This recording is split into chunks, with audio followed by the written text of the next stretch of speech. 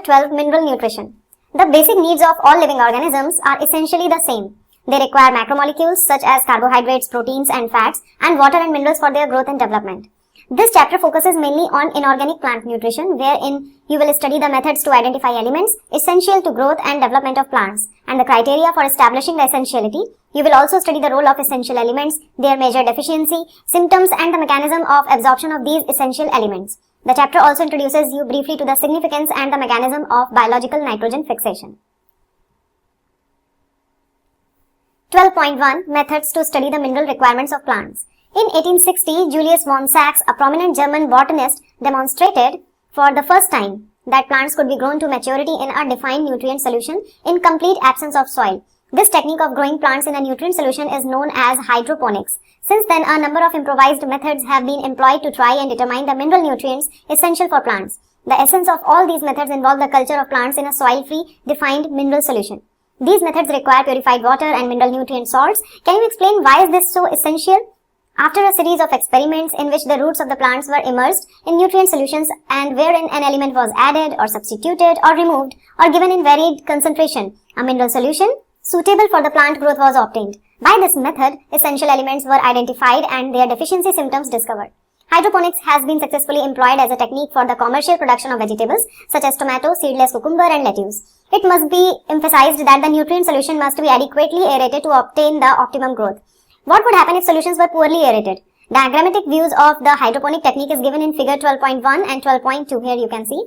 12.2 Essential mineral elements. Most of the minerals present in soil can enter plants through roots. In fact, more than 60 elements of the 105 discovered so far are found in different plants. Some plant species accumulate selenium, some other gold, while some plants growing near nuclear test sites take up radioactive strontium. There are techniques that are able to detect the minerals even at a very low concentration, that is 10 to the power minus 8 gram per ml. The question is whether all the diverse mineral elements present in a plant, for example gold and selenium as mentioned above, are really necessary for plants. How do we decide what is essential for plants and what is not?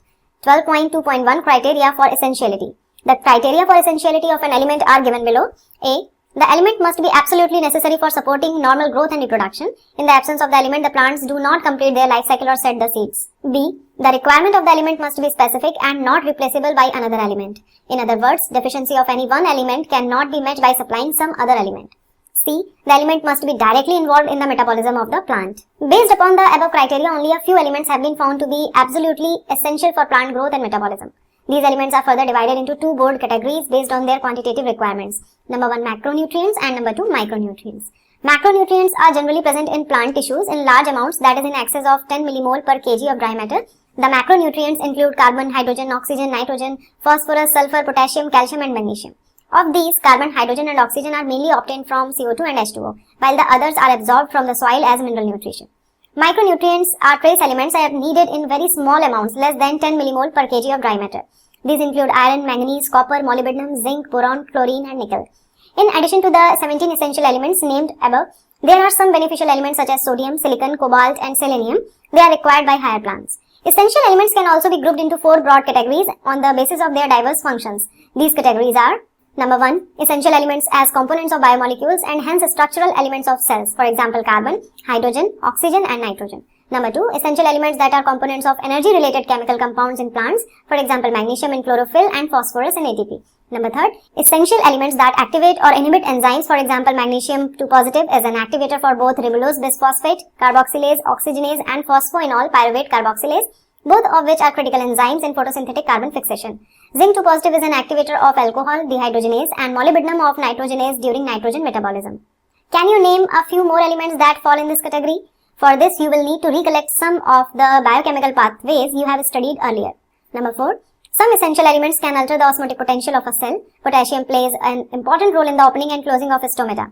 You may recall the role of minerals as solutes in determining the water potential of a cell. 12.2.2 Role of macro and micronutrients. Essential elements perform several functions. They participate in various metabolic processes in the plant cell such as permeability of cell, membrane, maintenance of osmotic concentration of cell sap, electron transport system, buffering action, enzymatic activity and act as major constituents of macromolecules and coenzymes. Various forms and functions of essential nutrients elements are given below. Nitrogen.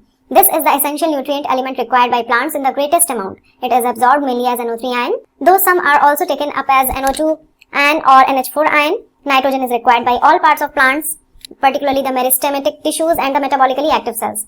Nitrogen is one of the major constituents of proteins, nucleic acids, vitamins and hormones. Phosphorus. Phosphorus is absorbed by the plants from soil in the form of phosphate ions, either as H2PO4 negative or HPO42 negative. Phosphorus is a constituent of cell membrane, certain proteins, all nucleic acids and nucleotides, and is required for all phosphorylation reactions.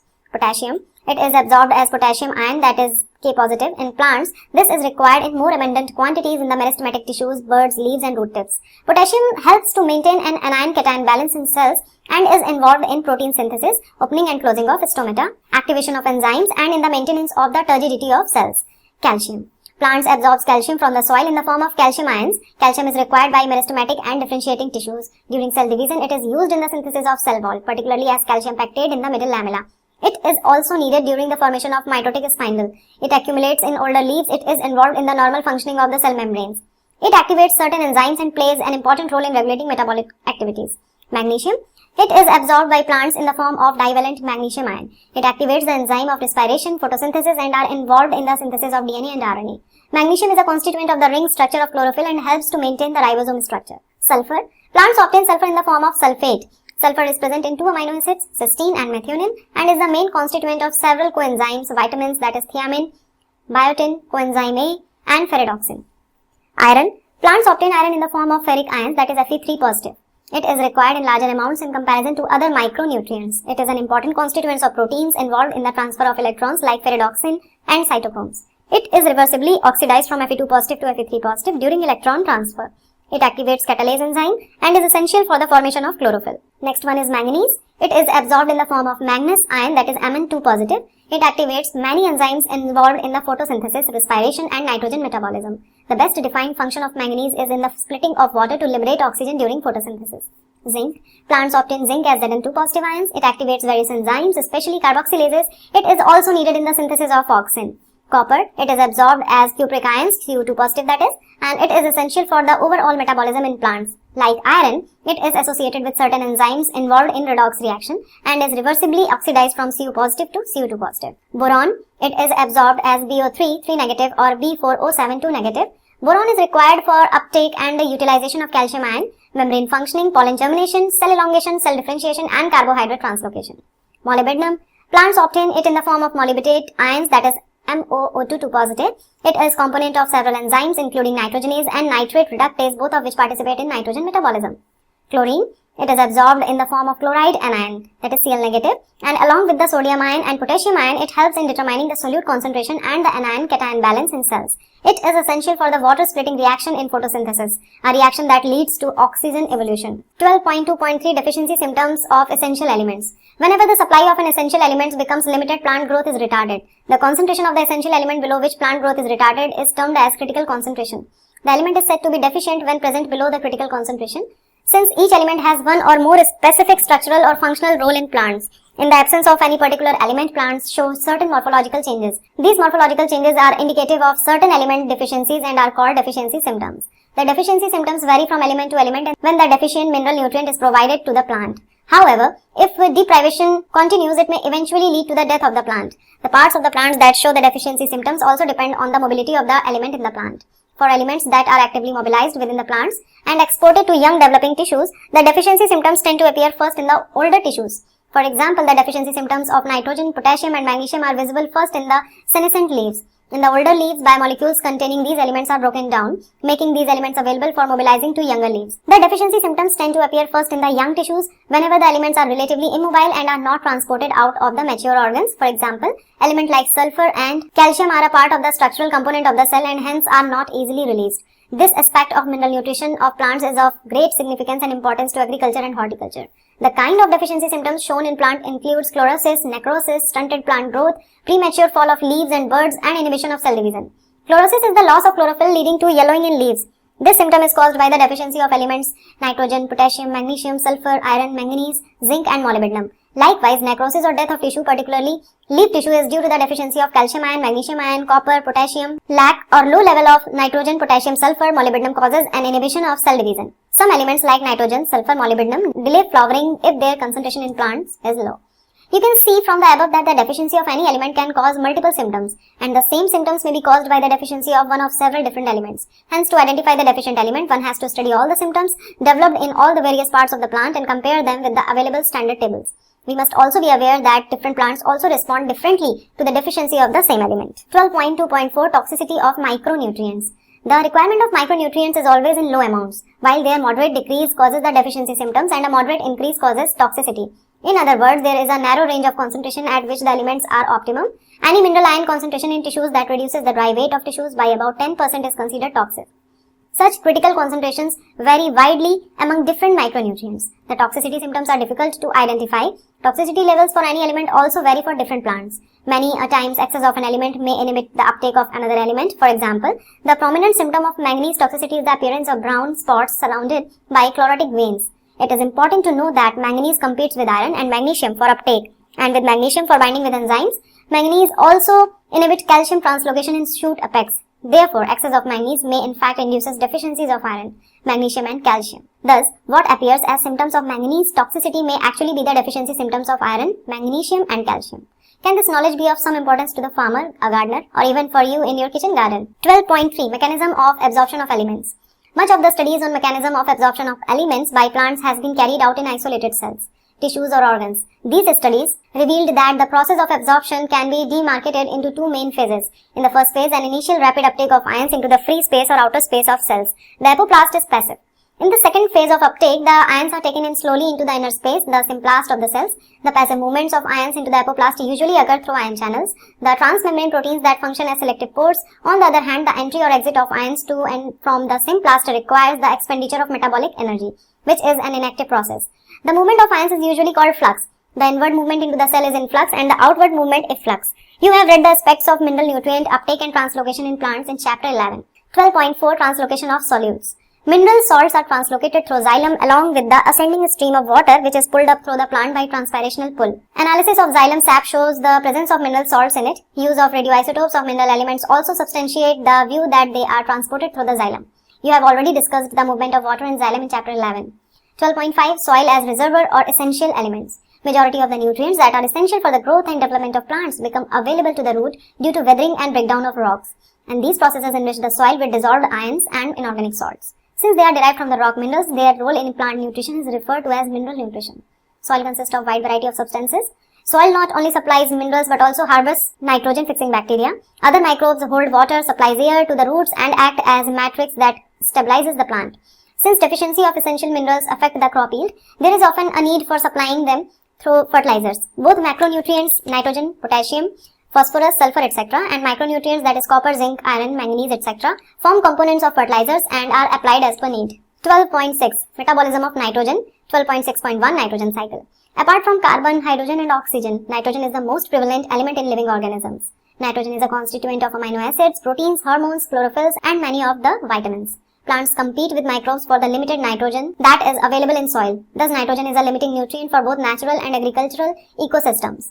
Nitrogen exists as two nitrogen atoms joined by a very strong triple covalent bond. The process of conversion of nitrogen to ammonia is termed as nitrogen fixation. In nature, lightning and ultraviolet radiation provide enough energy to convert nitrogen to nitrogen oxide, that is NO, NO2 and N2O. Industrial combustions, forest fires, automobile exhaust and power generating stations are also sources of atmospheric nitrogen oxides. Decomposition of organic nitrogen of dead plants and animals into ammonia is called ammonification. Some of this ammonia volatiles and re-enters the atmosphere, but most of it is converted into nitrate by soil bacteria in the following step. 2NH3 plus 3O2 gives out 2NO2 negative plus 2H ion plus 2H2O, and 2NO2 negative plus O2 gives out 2NO3 negative. Ammonia is first oxidized to nitrite by the bacteria Nitrosomonas and or Nitrococcus. The nitrite is further oxidized to nitrate with the help of the bacterium Nitrobacter. These steps are called nitrification, and these nitrifying bacteria are chemoautotrophs. The nitrate thus formed is absorbed by plants and is transported to the leaves. In leaves, it is reduced to form ammonia that finally forms the amine group of amino acids. Nitrate present in the soil is also reduced to nitrogen by the process of denitrification. Denitrification is carried by bacteria Pseudomonas and Thiobacillus. 12.6.2 Biological nitrogen fixation. Very few living organisms can utilize the nitrogen in the form of nitrogen, N2 you can say, and available abundantly in the air. Only certain prokaryotic species are capable of fixing nitrogen. Reduction of nitrogen to ammonia by living organism is called biological nitrogen fixation. The enzyme nitrogenase, which is capable of nitrogen reduction, is present exclusively in prokaryotes. Such microbes are called nitrogen or N2 fixers. The nitrogen fixing microbes could be free living or symbiotic. Examples of free living nitrogen fixing aerobic microbes are Azotobacter and Mesornichia, while Rhodospirillum is anaerobic and free living. In addition, a number of cyanobacteria such as Anabina and Nostoc are also free living nitrogen fixers. Symbiotic biological nitrogen fixation, that is, several types of symbiotic biological nitrogen fixing associations are known. The most prominent among them is the legume bacteria relationship, and species of rod-shaped rhizobium has such relationship with the roots of several legumes such as alfalfa, sweet clover, sweet pea, lentils, garden pea, broad bean, clover beans, etc. The most common association on roots as nodules. These nodules are small outgrowths on the roots. The microphangia also produces nitrogen fixing nodules on the roots of non-leguminous plants, example Alnus. Both rhizobium and frankia are free living in soil but as symbionts can fix atmospheric nitrogen. Uproot any one plant of a common pulse just before flowering, you will see near spherical outgrowths on the roots. These are nodules. If you cut through them, you will notice that the central portion is red or pink. What makes the nodules pink? This is due to the presence of leguminous hemoglobin or leghemoglobin. Nodule formation. Nodule formation involves a sequence of multiple interactions between rhizobium and roots of host plant. Principal stages in the nodule formation are summarized as follows. Rhizobia multiply and colonize the surroundings of roots and get attached to epidermal and root hair cells. The root hairs curl and the bacteria invade the root hair. An infection thread is produced carrying the bacteria into the cortex of the root, where they initiate the nodule formation in the cortex of the root. Then the bacteria are released from the thread into the cells, which leads to the differentiation of specialized nitrogen-fixing cells. The nodule thus formed establishes a direct vascular connection with the host for exchange of nutrients. These events are depicted in figure 12.4. The nodule contains all the necessary biochemical components such as the enzyme nitrogenase and leghemoglobin. The enzyme nitrogenase is a molybdenum Fe protein and catalyzes the conversion of atmospheric nitrogen to ammonia. Figure 12.5. The first stable product of nitrogen fixation. The reaction is as follows. N2 plus 8 electron plus 8 hydrogen ion plus 16 ATP gives out 2 NH3 plus H2 plus 16 ADP and 16 inorganic phosphate. The enzyme nitrogenase is highly sensitive to the molecular oxygen. It requires anaerobic conditions. The nodules have adaptation that ensure that the enzyme is protected from oxygen. To protect these enzymes, the nodule contains an oxygen scavenger called leghemoglobin. It is interesting to note that these microbes live aerobes under free living conditions where nitrogenase is not operational. But during nitrogen fixing events, they become anaerobic, thus protecting the nitrogenase enzyme. You must have noticed in the above reaction that the ammonia synthesis by nitrogenase requires a very high input of energy, that is 8 ATP for each NH3 produced. The energy required thus is obtained from the respiration of the host cells. Fate of ammonia. At physiological pH, the ammonia is protonated to form NH4 ion, that is ammonium ion, while most of the plants can assimilate nitrate as well as ammonium ions. The latter is quite toxic to plants and hence cannot accumulate in them. Let us now see how the NH4 ion is used to synthesize amino acids in plants. There are two main ways in which this can take place. Number 1, reductive amination. In this process, ammonia reacts with alpha-ketoglutarate acid and forms glutamic acid, as indicated in the equation given below. Alpha-ketoglutarate acid plus NH4 ion plus NADPH in the presence of enzyme glutamate dehydrogenase forms glutamate plus H2O plus NADP. Second, transamination. It involves the transfer of amino group from one amino acid to the keto group of a keto acid. Glutamic acid is the main amino acid from which the transfer of NH2. The amino group takes place and other amino acids are formed through transamination. The enzyme transaminase catalyzes all such reactions. For example, amino donor plus amino acceptor, and then after they form the products. That is, the two most important amides, asparagine and glutamine, found in plants are a structural part of proteins. They are formed from two amino acids, namely aspartic acid and glutamic acid, respectively. By addition of another amino group to each, the hydroxyl part of the acid is replaced by another NH2 ion radical. Since amides contain more nitrogen than the amino acids, they are transported to other parts of the plant via xylem vessels. In addition, along with the transpiration stream, the nodules of some plants, for example soybean, export the fixed nitrogen as ureids.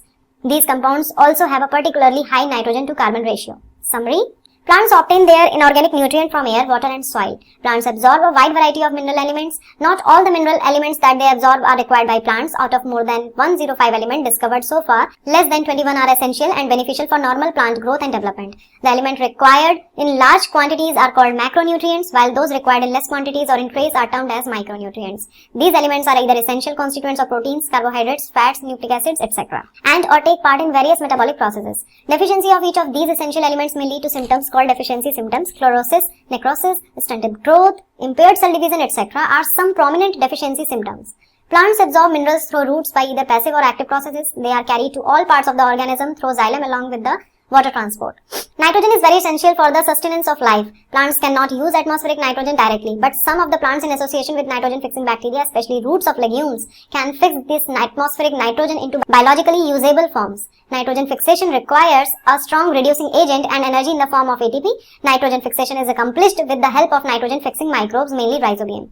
The enzyme nitrogenase, which plays an important role in biological nitrogen fixation, is very sensitive to oxygen. Most of the processes take place in an aerobic environment. The energy ATP required is provided by the respiration of the host cells. Ammonia produced following nitrogen fixation is incorporated into amino acids as the amino group.